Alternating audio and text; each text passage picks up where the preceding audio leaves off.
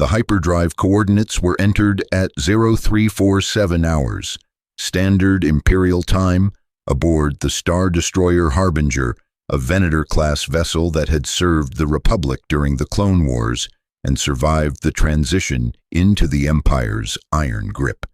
The navigation officer, a young lieutenant named Davron Kale, had been on duty for 16 consecutive hours, his eyes burning from the pale blue glow of tactical displays that painted his face in ghostly light.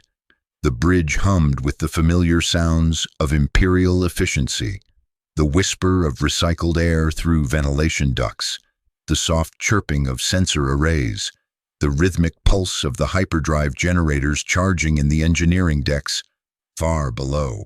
Outside the viewports, the stars of the outer rim hung like scattered diamonds against velvet darkness, cold and distant and utterly indifferent to the ambitions of empires. Kyle's fingers moved across the navigation console with practiced precision, inputting the coordinates that would take the Harbinger from its current position near the planet Dantooine to a refueling station in the Atravis sector. It was a routine jump, one he had calculated dozens of times before, a simple matter of mathematics and astrogation that required no particular genius, only attention to detail. But attention was precisely what Kale lacked in that moment. His mind wandered to thoughts of his family on Corellia, to the wife he had not seen in 8 months, to the daughter who would be celebrating her 5th birthday in 3 days. He had requested leave. The request had been denied. Such was the way of the Empire, which cared nothing for birthdays or families or the small human needs that made life bearable. The fatigue that clouded his judgment was not merely physical but spiritual, the accumulation of years serving an institution that demanded everything and gave nothing in return except the cold satisfaction of order maintained through fear. Kale had joined the Republic Navy as an idealist, believing in the noble cause of defending civilization against the chaos of the separatists. He had witnessed the transformation, had seen the blue and white clone troopers receive their terrible order, had watched Jedi commanders cut down by the very soldiers they had led into battle. Order 66. Even now, 4 years after that dark day, the memory sent ice through his veins. The Empire spoke of peace and stability, but Kale had learned that peace enforced by star destroyers and stormtroopers was merely tyranny wearing a different mask. The error occurred in the 3rd decimal place of the 7th coordinate string, a single digit transposed in a moment of distraction, a minuscule variation that would have been caught by the standard verification protocols if Kale had followed procedure. But he was tired, and the jump was routine, and the verification seemed like an unnecessary formality for a course he could plot in his sleep. He pressed the confirmation key. The coordinates locked into the Navy computer, the hyperdrive, obedient to the laws of physics and utterly unconcerned with human error, began its final calculations. Captain Varen stood on the command walkway overlooking the bridge, a tall figure in the gray uniform of an Imperial officer, her face carved from the same unforgiving stone as the Empire she served.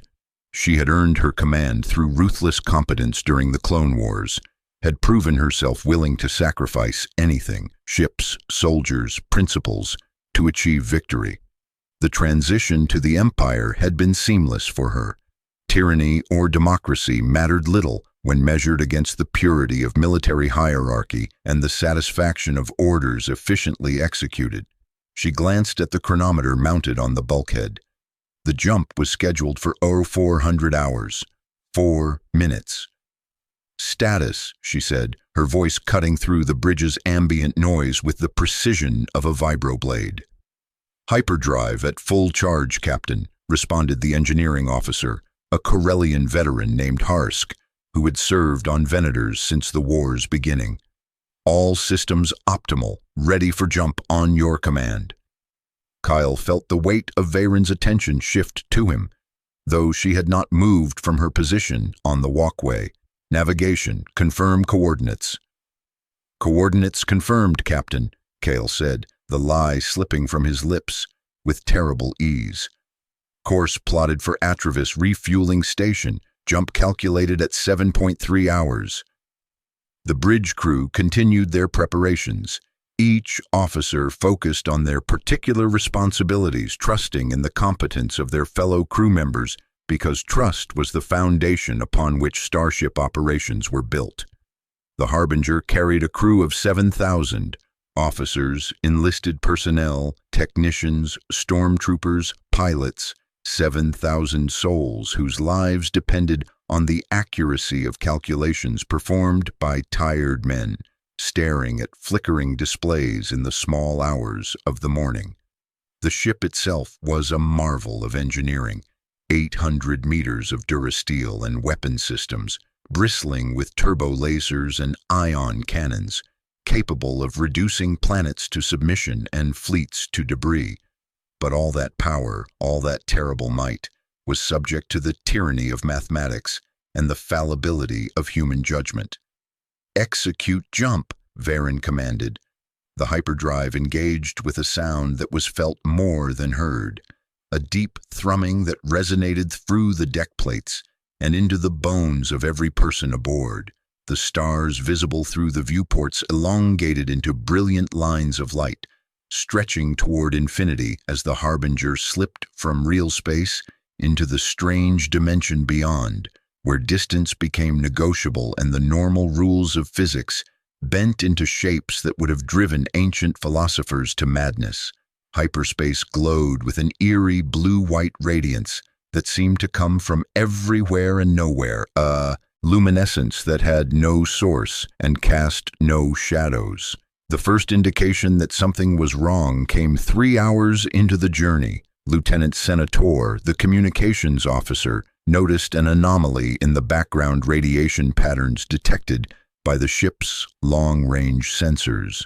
Hyperspace, despite its otherworldly nature, had patterns, predictable variations, in the quantum foam that skilled navigators learned to read, like sailors reading ocean currents.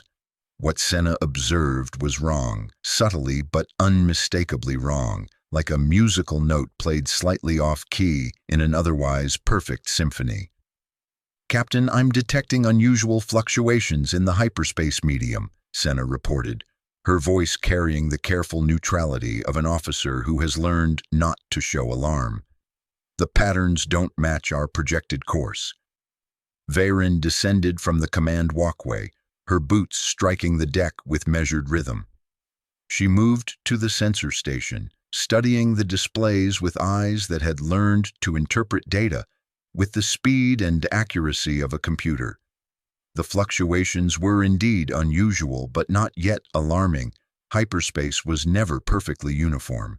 Stellar masses and gravitational shadows created turbulence that could affect readings. Still, something about the patterns troubled her, some instinct honed by years of command that whispered warnings she could not quite articulate. "Navigator, verify our position," she ordered.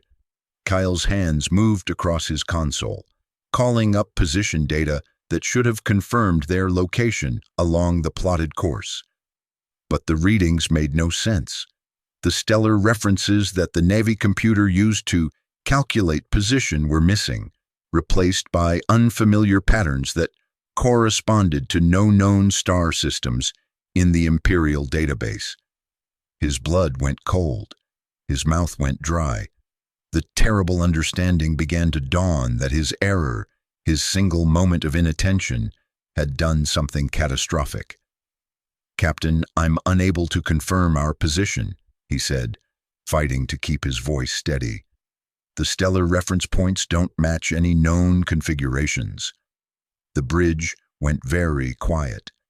The ambient sounds, the whisper of ventilation, the chirping of sensors continued unchanged, but the human sounds ceased. Officers looked up from their stations. The crew sensed danger with the instinct of people who lived and worked in an environment where mistakes could mean death. Hyperspace travel was ancient technology, refined over millennia, made safe by countless generations of spacers who had mapped the galaxy's hyperlanes and marked its hazards. But safe was a relative term. Ships still vanished, lost in misjumps or pulled into gravity wells or torn apart by unstable hyperspace corridors. The galaxy was vast and space was indifferent to human error.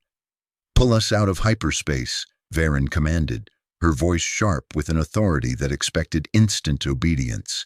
But Kale's hands were already moving, already executing the emergency reversion protocols that should have dropped the Harbinger back into real space. The hyperdrive did not respond. The blue-white glow outside the viewports continued unchanged. The thrumming in the deck plates maintained its steady rhythm. He entered the command again. Nothing. A third time, his fingers now trembling. Still nothing. "Hyperdrive is not responding to reversion commands," he reported, and heard his own voice crack with the fear he could no longer contain. Varen's expression did not change, but something flickered in her eyes. Not fear, but calculation, the rapid assessment of a tactical situation that had suddenly become dire. She touched the comlink on her collar. "Engineering, this is the bridge. We are unable to revert to real space. Report status." Harsk's voice crackled through the comm, distorted by the strange effects hyperspace had on electromagnetic transmissions. "Captain, the hyperdrive shows all systems normal, but the safety interlocks have engaged. The computer won't execute reversion because it calculates we're in an unstable corridor. If we drop out here, the gravitational shear could tear the ship apart." "How long until we reach stable space?" A pause. The pause stretched too long, filled with the terrible weight of unknown answers. "Unknown, Captain. I don't recognize these readings. I've been navigating hyperspace for 20 years, and I've never seen anything like this." The hours that followed were a descent into nightmare wrapped in the mundane routines of shipboard life. The crew continued their duties because duty was all they had, because routine was the bulwark against panic, because stopping meant acknowledging the full horror of their situation. The Harbinger flew on through hyperspace, carrying its 7,000 souls deeper into unknown regions where no Imperial ship had ever traveled, where no Republic vessel before them had ever ventured, beyond the boundaries of charted space, and into the vast, unmapped darkness that lay at the galaxy's edge. Kyle remained at his station, his hands moving through verification procedures with mechanical precision, checking and rechecking calculations that he now knew were catastrophically wrong. The error revealed itself in the harsh light of scrutiny, a single transposed digit that had shifted their course by 17 degrees. 17 degrees. In the first hour of travel, the deviation was negligible, a tiny angle that moved them only slightly off course. But hyperspace multiplied distances in ways that defied intuitive understanding. By the third hour, they were light years from their intended path. By the sixth, they had crossed beyond the outer rim. By the time Kale understood the full magnitude of his mistake, the Harbinger had traveled farther from known space than any ship in recorded history. The stellar cartography officer, a Duros named Venzek, whose people had been navigating the space lanes since before humans learned to forge metal, studied the unfamiliar stars with an expression that mixed wonder and dread. The Duros were master navigators born to space, their culture built around the art and science of finding paths through the cosmic dark. Venzek had memorized star charts the way other beings memorized poetry, could calculate jump coordinates in his head with accuracy that rivaled computers. But the stars he saw now were strangers, unknown configurations that corresponded to no documented sector of the galaxy. "We've traveled beyond the outer rim," he reported to Varen, his voice carrying the peculiar musical accent of his species. Based on the hyperdrive's output and our time in transit, I estimate we've covered a distance of approximately 40,000 light-years from our origin point. Captain, we're in the unknown regions, possibly beyond even that. The unknown regions. The name carried weight, spoke of mysteries and dangers that the galaxy's civilizations had never fully plumbed. It was the edge of space, the boundary where exploration had faltered and failed, where ships that ventured too far simply never returned. The Emperor had authorized expeditions into the unknown regions, seeking ancient secrets and potential threats to his new order. Some expeditions had returned with tales of strange alien civilizations, impossible geometries, phenomena that defied understanding. Most had vanished without trace. 10 hours after the jump began, the hyperdrive finally disengaged. The transition was violent, a wrenching shift that threw crew members against bulkheads and sent unsecured equipment skittering across decks. Alarm klaxons wailed. The blue-white glow of hyperspace collapsed into darkness. The Harbinger shuddered as it dropped back into real space, its artificial gravity fluctuating wildly, its inertial dampeners struggling to compensate for forces that threatened to liquefy human bodies. When the chaos subsided and the ship stabilized, Varen pulled herself back to her feet and looked out at the viewports. What she saw stopped her breath. Stars, but not the familiar stars of the outer rim, not the known constellations that navigators use to plot their courses. These stars were wrong. The colors were wrong. The distributions were wrong. Massive blue giants burned with terrible intensity, their light tinged with violet wavelengths that spoke of temperatures far beyond normal stellar parameters. Red dwarfs clustered in configurations that violated the standard models of galactic structure, and beyond them, dominating the starscape like a vast wound in space itself, hung a nebula of such impossible scale that the human mind struggled to process its dimensions. The nebula glowed with bioluminescent colors, deep purples and electric blues and sickly greens that seemed to pulse with rhythms that resembled breathing. Tendrils of gas and dust stretched across light years, forming patterns that were almost recognizable, almost familiar, like seeing faces in clouds or hearing voices in wind. The Harbinger's sensors registered the nebula's composition and produced readings that made no sense, elements that did not exist on any periodic table, quantum states that should have been impossible, gravitational variations that suggested the presence of exotic matter whose existence was purely theoretical. "Scan for Imperial transmissions," Varen ordered, though she already knew what the answer would be. "Negative, Captain," Senna reported. "No Imperial channels, no Republic frequencies, no standard hyperlane beacons, nothing but background radiation and some intermittent signals that don't match any known protocols."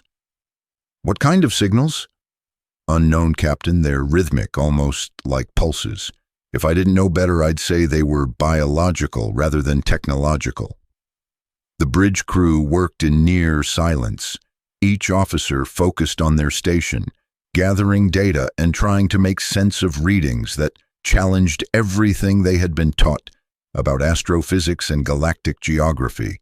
The ship's astrogation database contained star charts for every known sector of the galaxy, maps compiled over thousands of years by countless civilizations.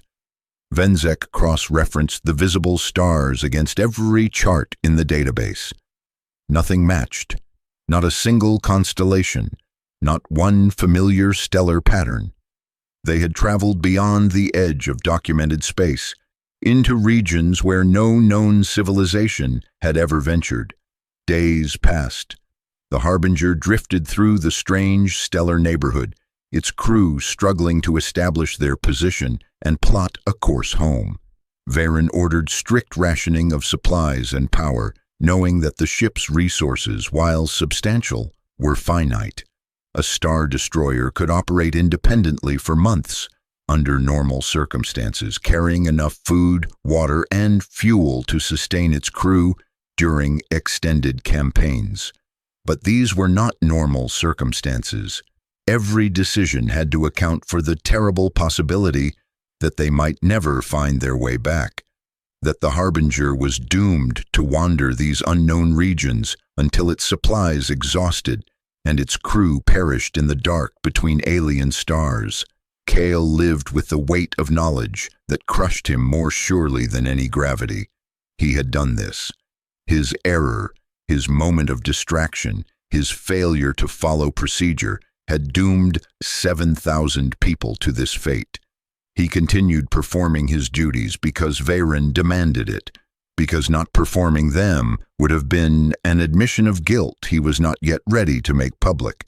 But alone in his quarters during the brief rest periods, he stared at the bulkhead and contemplated the various ways a man might end his own life aboard a star destroyer.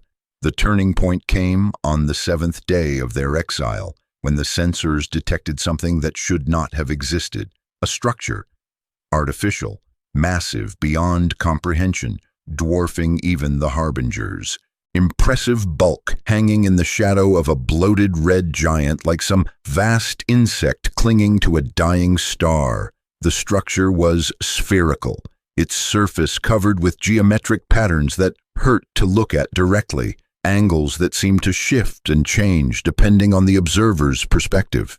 Lights moved across its surface in waves, pulses of illumination that formed sequences complex enough to suggest language or mathematics, or perhaps something that partook of both. "Captain, I'm picking up energy readings from that structure," reported the tactical officer, a scarred veteran named Thrace who had fought in more battles than most officers survived. "Power output is enormous, comparable to a star, maybe stronger." "Any indication of weapons?" "Negative. At least nothing I recognize as weapons. But given the technology required to build something that large, we have to assume they could vaporize us if they chose to." Veyron studied the structure through the viewports, her tactical mind racing through options and scenarios. Approaching an unknown alien installation was exactly the kind of risk that sensible commanders avoided. But sensible commanders were not trapped beyond known space, with dwindling supplies and no clear route home. The structure represented the only evidence of intelligence they had encountered in this desolate region. If there was any possibility of finding help, of acquiring navigational data, or even just replenishing their supplies, the structure was their only hope. "Helm, plot an approach course, slow and cautious. Weapons to stand by, but do not power up targeting systems. We're going to assume friendly intent until proven otherwise." The Harbinger moved toward the structure, its engines firing in short bursts, its sensors active and alert for any sign of threat. As they drew closer, the true scale of the construction became apparent. The sphere was easily 200 kilometers in diameter, its surface area greater than many inhabited planets, its mass sufficient to generate its own gravitational field that pulled at the Star Destroyer with invisible fingers. The geometric patterns resolved into symbols, vast glyphs etched into metal that might have been durasteel or might have been something else entirely, something the Empire's metallurgists had never encountered. When the Harbinger was within 50 kilometers of the structure, something changed. The lights on the sphere's surface shifted from their pulsing rhythm to a new pattern, one that seemed almost welcoming in its regularity. A section of the sphere opened, iris-like, revealing an interior space easily large enough to accommodate the Star Destroyer, with room to spare. Beyond the opening, the crew could see what appeared to be a docking facility, though the architecture was utterly alien, all curves and angles that human engineering rarely employed. "They're inviting us in," Venzek observed, his large eyes reflecting the strange lights of the alien. Installation. Or it's a trap, Thrace countered. Varen made the decision with the certainty of a commander who had learned that hesitation killed more surely than boldness. Take us in, but keep shields up and weapons ready. At the first sign of hostility, we reverse thrust and fight our way out. The Harbinger entered the alien structure, passing through the iris opening into a vast interior space that defied rational description. The chamber was simultaneously immense and intimate, its dimensions seeming to shift depending on where one looked. Walls that appeared distant one moment and closed the next. The lighting had no obvious source, but illuminated everything with a soft radiance that cast no shadows. Structures that might have been equipment or art or religious idols lined the walls, their purposes utterly mysterious. The Star Destroyer settled onto what appeared to be a landing platform, though the surface beneath them seemed more organic than mechanical, rippling slightly under the ship's weight like living tissue. The crew watched the external monitors with mixture of wonder and dread, waiting for something to happen, for aliens to emerge, or weapons to activate, or some terrible revelation to unfold. What emerged was not what anyone expected. The figures that approached the Harbinger were humanoid, but clearly not human. Their bodies proportioned oddly, their movements suggesting a grace that came from different evolutionary pressures than those that had shaped humanity. They stood perhaps 7 feet tall, rail-thin, with skin that seemed to shimmer with colors that flowed like oil on water. Their faces were dominated by enormous eyes, multifaceted like insect eyes, but clearly capable of focus and expression. They wore garments that might have been clothing or might have been part of their bodies, impossible to distinguish where flesh ended and fabric began. Varen assembled a contact team, herself, Venzek for his diplomatic experience, Thrace for security, and though it pained her to include him, Kale, because he was the navigation officer, and any information about stellar cartography would need to be verified by someone who understood the mathematics.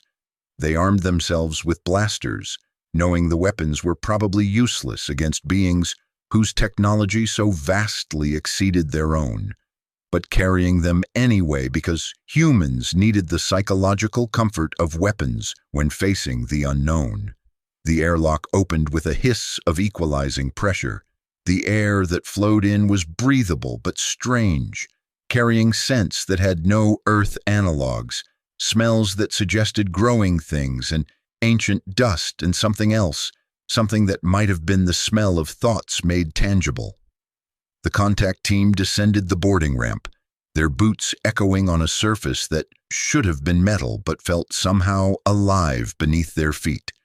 The aliens waited at the base of the ramp, their multifaceted eyes studying the humans with what might have been curiosity, or might have been hunger, or might have been some emotion that humans had no name for. One of them stepped forward, and when it spoke, the words came not through vocal cords but directly into their minds, thoughts made manifest without the medium of sound. "You are lost," the alien said, and the statement carried weight beyond mere words, an understanding that encompassed not just their physical displacement, but something deeper, a spiritual lostness that struck at the core of human existence in the Empire's cold embrace. Varen fought the instinct to recoil from the telepathic intrusion, forced herself to respond with the same mental firmness she used when giving orders. "We are officers of the Galactic Empire. Our ship suffered a navigation malfunction. We require assistance in plotting a return course to our home sectors." The Galactic Empire, the alien thought spoke, and there was amusement in the mental voice, a sense of cosmic irony that suggested the being found their pretensions both touching and absurd. How provincial, how charmingly limited. You name yourselves Empire and believe you have conquered much, when you have barely explored a single spiral arm of a galaxy that contains 400 billion stars. You are children playing at Dominion while the cosmos stretches infinite and unknowable beyond your tiny sphere of light. The words, if they could be called words, struck with unexpected force. Varen had spent her adult life serving the Republic and then the Empire, had believed in the grand project of bringing order to chaos, of uniting the galaxy under a single rule that would end the endless cycles of war and conflict. But standing before this alien being whose civilization had built structures that dwarfed planets, she felt the weight of perspective, saw her life's work as it truly was, the scrabbling of mayflies who lived and died in spans too brief to matter, building sandcastles on beaches where tides were measured in millennia. "Will you help us?" Kyle asked, his voice breaking the silence, his guilt driving him to speak when protocol suggested he should remain silent.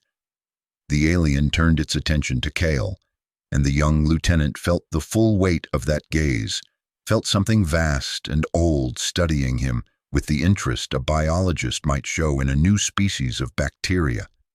"The one who made the error," the alien observed, "the one whose inattention sent his people into exile. You carry guilt like a physical weight. Interesting. Your species punishes failure with remarkable creativity." "Can you help us?"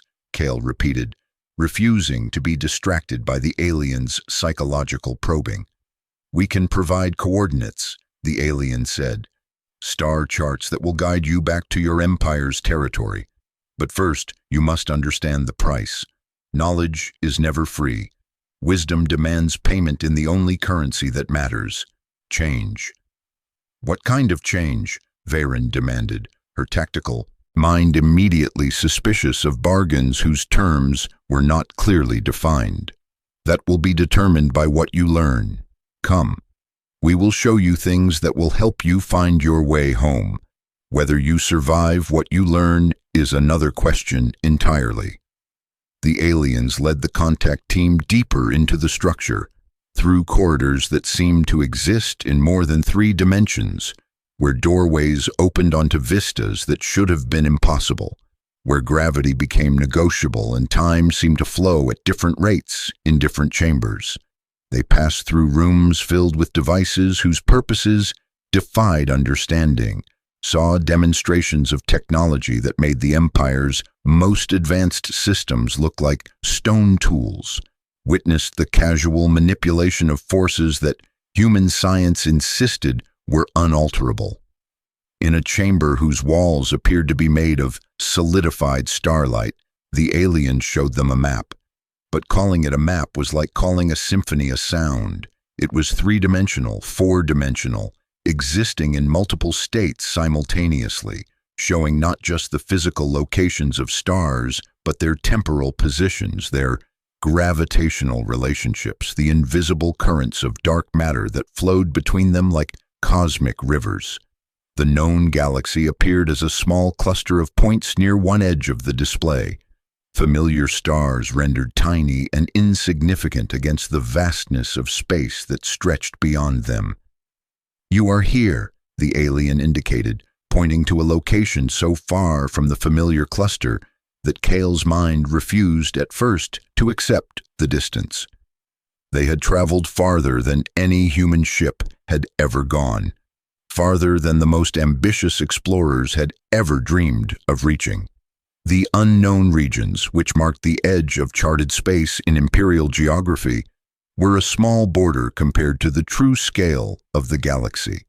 Venzek studied the map with his navigator's eye, his mind already working through the mathematics of the return journey. That distance, even with our hyperdrive at maximum efficiency, it would take months to return. We don't have the supplies for a journey that long. "You misunderstand the nature of space," the alien said, and the map shifted, stars moving in patterns that suggested meaning. "Your species thinks of hyperspace as a shortcut, a way to move faster than light allows. But hyperspace is not separate from real space. It is folded through it, like paper creased along invisible lines. The routes you know are the easy folds, The paths that have been traced and retraced until they become permanent features of space-time. But there are other folds, deeper creases, paths that connect distant regions directly if one knows how to see them. The alien touched the map, and a line appeared, connecting their current position to the edge of known space. The line did not follow the normal geometry of space-time, but cut through it at angles that hurt to perceive, passing through regions where the map showed nothing but void, emerging in a sector near the Atravis region where the Harbinger had originally been headed. "This path will take you home," the alien explained. "The journey will require 3 days of your time, but the path is dangerous. It passes through regions where reality is thin, where the boundaries between dimensions blur. Your ship may survive the passage. Your crew may retain their sanity, or you may emerge as something else entirely, transformed by exposure to spaces where thought becomes tangible and madness wears the mask of enlightenment." Varen studied the indicated route with a commander's pragmatism. 3 days versus months, possible danger versus certain death from resource exhaustion. The choice was clear, even if the consequences were uncertain. "We'll take the route. Download the coordinates to our navigation systems." "The coordinates are already in your navigator's mind," the alien said, turning to Kyle. "I placed them there when you entered this chamber. He will guide you home if he can bear the weight of what he must see along the way." Kale felt something shift in his consciousness, felt new knowledge settling into his brain like foreign bodies embedded in flesh. The coordinates were there, precise and complete, but they came wrapped in images and sensations that were not his own. Visions of places where stars burned with colors that had no names, where creatures vast as moons drifted through the interstellar dark, where the fundamental laws of physics became suggestions rather than absolute commands. "Why are you helping us?" Thrace asked, her soldier's instinct suspicious of altruism from beings so vastly more powerful than humanity. "Because we were once like you," the alien replied, and for the first time the mental voice carried something recognizable as emotion, sadness, or perhaps nostalgia, or some state that partook of both. "We were young and arrogant, believed we could conquer the galaxy, impose our will on the chaos of existence. We built empires that spanned star clusters. We made war on species who dared resist our dominion, and in time, we learned what you will learn, that empires are ephemeral things, that dominion is an illusion, that the cosmos is too vast and too strange to be ruled by any single species, no matter how powerful they become." "What happened to your empire?" Varen asked. "It ended, as all empires end, as yours will end. The only question is what comes after, whether you destroy yourselves in the ending, or whether you evolve into something that can survive in a universe far stranger than your philosophers imagine." The contact team returned to the Harbinger, carrying knowledge that weighed heavier than any physical cargo.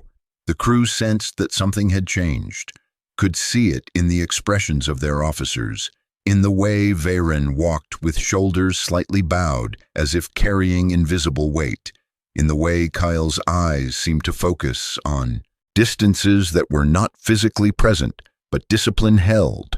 Orders were given and obeyed. The Star Destroyer prepared for departure, for the journey through strange space that might deliver them home or might transform them into something unrecognizable. The iris opened. The Harbinger rose from the platform, its engines firing, lifting away from the alien structure that had offered them salvation at a price not yet fully understood. As they cleared the structure and prepared to engage the hyperdrive, Kale sat at his navigation station, his hands moving across the controls with newfound certainty, inputting coordinates that appeared in his mind like burning symbols. "Course plotted," he reported. "Ready for jump on your command, Captain." Varen looked out at the alien stars one last time, at the vast nebula that pulsed with its unknowable rhythms, at the galaxy that she now understood was so much larger and stranger than anything the Empire acknowledged. "Execute jump," she ordered. The hyperdrive engaged, but the transition was different this time. The stars did not elongate into lines but seemed to fold inward, collapsing toward a central point that blazed with impossible brightness. The blue-white glow of normal hyperspace gave way to colors that human eyes were not designed to perceive. Wavelengths that registered as pain in the optic nerve, as sounds that had no source, as smells that triggered memories of things that had never happened. The journey through the strange corridor was exactly as the alien had warned. Reality became negotiable. Crew members reported seeing things that could not be there, loved ones long dead standing in corridors, speaking in voices that came from nowhere. The ship's geometry seemed to shift, passages connecting in ways that violated the Harbinger's blueprints, doors opening onto rooms that should not have existed. Time flowed unevenly. Minutes stretched to hours in some parts of the ship, while hours compressed to seconds in others. Cale remained at his post, his consciousness split between the physical reality of the bridge and the strange visions that the coordinates had brought with them. He saw the path ahead, not just as points on a chart, but as a living thing, a river of space-time that flowed through regions where physics became fluid and possibility became infinite. He guided the ship through the impossible passage, making adjustments by instinct rather than calculation, following the route that had been burned into his mind by alien intelligence. On the second day of the journey, something vast moved past them in the strange hyperspace, a presence that registered on no sensors, but which every crew member felt in their bones, a consciousness so large that planets could have been atoms in its thoughts, a thing that dwelled in the spaces between dimensions and found the distinction between matter and energy merely amusing. It observed the Harbinger with the mild interest a human might show in a passing insect, found them neither threatening nor particularly interesting, and moved on to concerns that existed on scales the human mind could not encompass. On the third day, as the alien had predicted, familiar stars began to appear at the edge of their perception.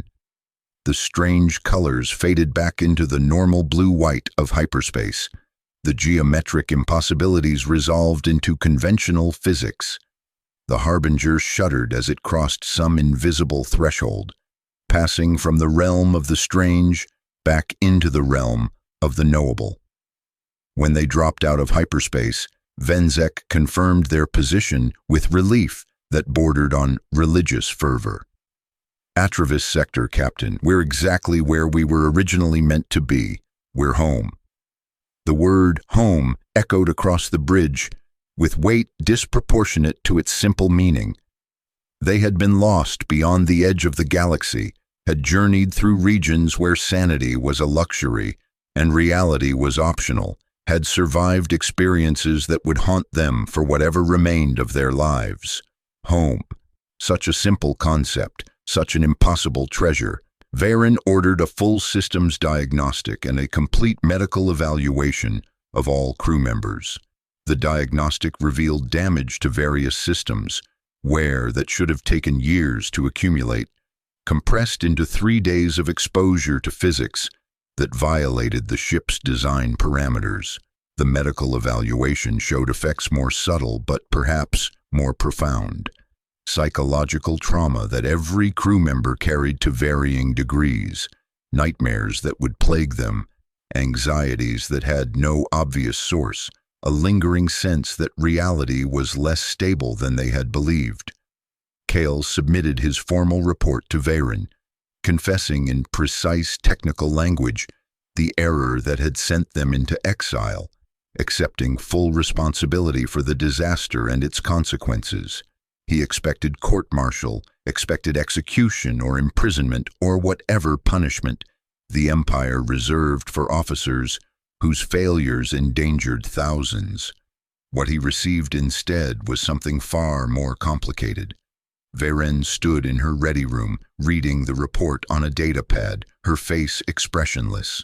When she finally spoke, her words carried the weight of decisions made in consultation with demons she would never name. Your error should have killed us all, Lieutenant. By any reasonable measure, you deserve to face the full consequences of that failure. But we are not dead. Against all probability, we survived. We returned. And we did so because your error led us to beings who possessed knowledge we would never have otherwise acquired. She set down the datapad and looked at Kale with eyes that had seen too much. I am not going to report your error to Imperial Command. As far as official records will show, the Harbinger encountered a previously unknown hyperlane instability that pulled us off course. We discovered it. We survived it. We mapped it. The Empire will commend us for our exploration of the unknown regions. They will never know how far we actually traveled or what we found there. Captain, I don't understand. You don't need to understand. You need to accept this gift and never speak of what actually happened. The knowledge we brought back, the things we saw, the beings we encountered, that information stays with this crew. The Empire is not ready for those truths. The Emperor himself is not ready for those truths. We serve an institution that believes itself supreme in the galaxy, and that belief is necessary for its functioning. What we learned out there, the perspective we gained, the understanding of how small we truly are, that knowledge would be poison to the Empire's ambitions. Kyle struggled to process the implications of what Varen was saying. You're protecting the Empire by lying to it? I'm protecting the crew by ensuring they won't be interrogated by Imperial intelligence about encounters with alien species whose technology makes us look like primitives. I'm protecting you by not ending your career over an honest mistake that, however catastrophically it began, ultimately gave us experiences that may prove valuable in ways we cannot yet understand.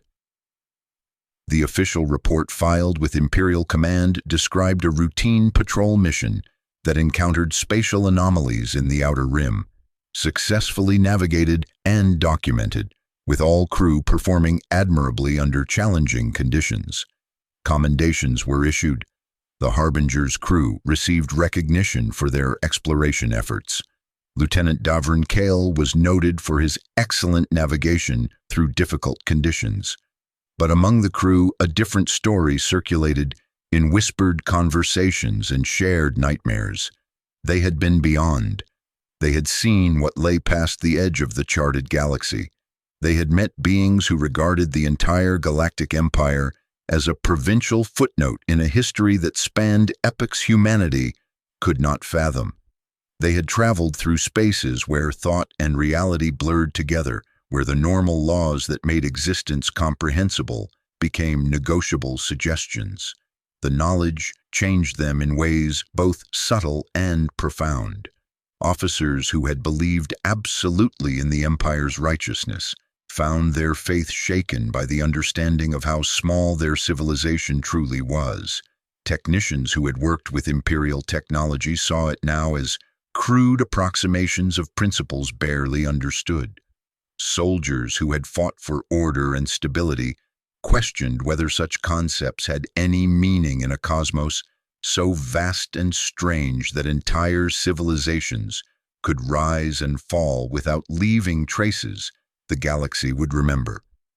Kale carried his guilt and his secret knowledge in equal measure. He had made an error that should have killed 7,000 people. Instead, that error had given him, a perspective that few beings in the galaxy possessed. He continued serving aboard the Harbinger, continued plotting courses and calculating jumps, but he did so with the understanding that every coordinate was both precise mathematics and profound uncertainty, that the galaxy was far larger and far stranger than any chart could capture. Years passed. The Clone Wars receded into history. The Empire tightened its grip on the galaxy, building its war machine, consolidating its power, hunting the last remnants of the Jedi Order. Star destroyers patrolled the space lanes, enforcing order through overwhelming force. Peace of a sort reigned, the peace of tyranny, the peace of populations too frightened to resist. The Harbinger continued its service, its crew carrying secrets they could never share, knowledge that separated them from their fellow Imperial officers. They served with distinction, received promotions, fought in battles against pirates and rebels, and any who dared challenge Imperial authority. But they served with the understanding that their empire, for all its power, was a temporary thing, a brief flowering of order in a galaxy that would forget them long before the cosmos itself grew cold. Varen rose through the ranks, her competence earning her command of larger vessels, her discretion ensuring she never spoke of what she had learned. Kyle became a master navigator, sought after for difficult assignments, known for his uncanny ability to find paths through dangerous regions. Others from the crew scattered across the Imperial Navy, each carrying fragments of the experience, each changed in ways they struggled to articulate. The navigation error that sent an Imperial ship beyond known space became a ghost story, a legend whispered among junior officers during long watches, a cautionary tale about the importance of following procedure. But those who had actually lived through it knew it was something else entirely, a glimpse of truth too large for the Empire to contain, a reminder that humanity's ambitions, however grand, were dwarfed by the sheer scale and strangeness of the cosmos they presumed to rule. Decades later, when the Empire had fallen and the galaxy struggled to rebuild from the ashes of tyranny, when the secrets of Imperial service were being documented and declassified, Kale finally wrote the full account of what happened to the Harbinger. He was old by then, his hair gone white, his hands trembling with age, but his memory of those days remained sharp as broken glass. He described the error, accepting responsibility without excuse. He described the journey through impossible space, the encounter with beings whose civilization made humanity look like children. He described the route home and the price paid in sanity and certainty. He submitted the account to the New Republic's historical archives, knowing it would be filed away and probably disbelieved, dismissed as the fantasies of an old man whose mind had been damaged by years of service to an evil empire.